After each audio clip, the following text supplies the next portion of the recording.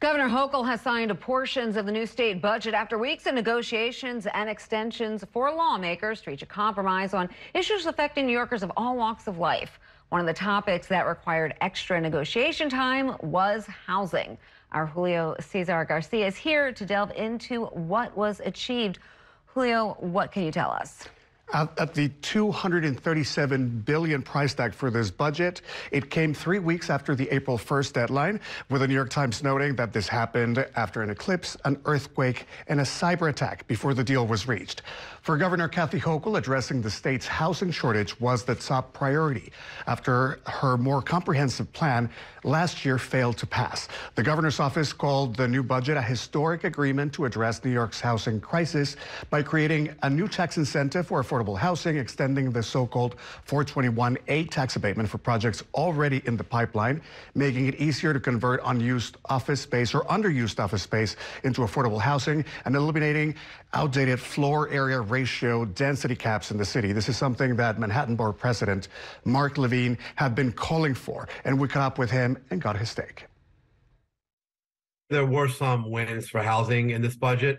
What we're going to be able to do now with converting vacant Midtown office buildings is very significant. They passed a program that will incentivize these conversions, which can be very expensive, and critically will add affordable housing as a requirement to developers that take these tax incentives.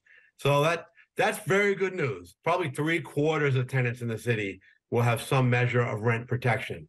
So while, again, it wasn't as much as the original proposal and certainly has left some advocates upset, I think this is a significant step forward, both in tenant protection and on many policies.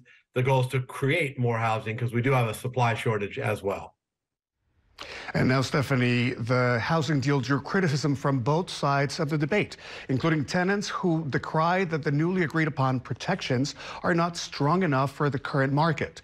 The left had fought for a measure known as a good cause eviction, which was intended to greatly limit annual rent hikes and aggressively restrict the reasons for which landlords could evict tenants. They say it passed in the final budget in a largely diluted form.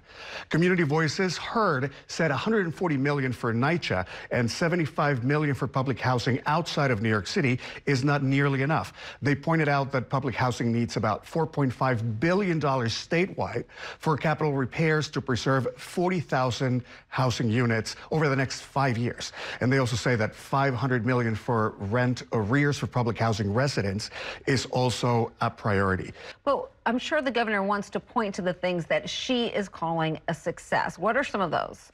A number of them. So the first of them is a new law to protect tenants from price gouging.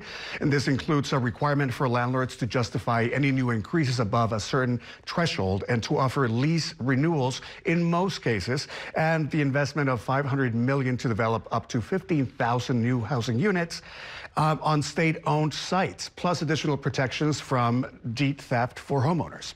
All right. And what about the detractors? There's still more criticism, of course. They keep coming. Tenant advocacy groups are decrying that individual apartment improvements were included in the budget. A rent stabilization loophole, basically, that landlords have used historically to increase rent if they add or upgrade a service to a certain apartment.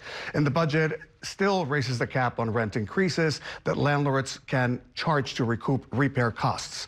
And as Borough President Levine put it, it is a matter of seeing the glass half full, with lots to be done and lots to be talked about in the weeks and months ahead. All right. Thanks for breaking it all down for us, Julio Cesar. Thank you so much. Thank you.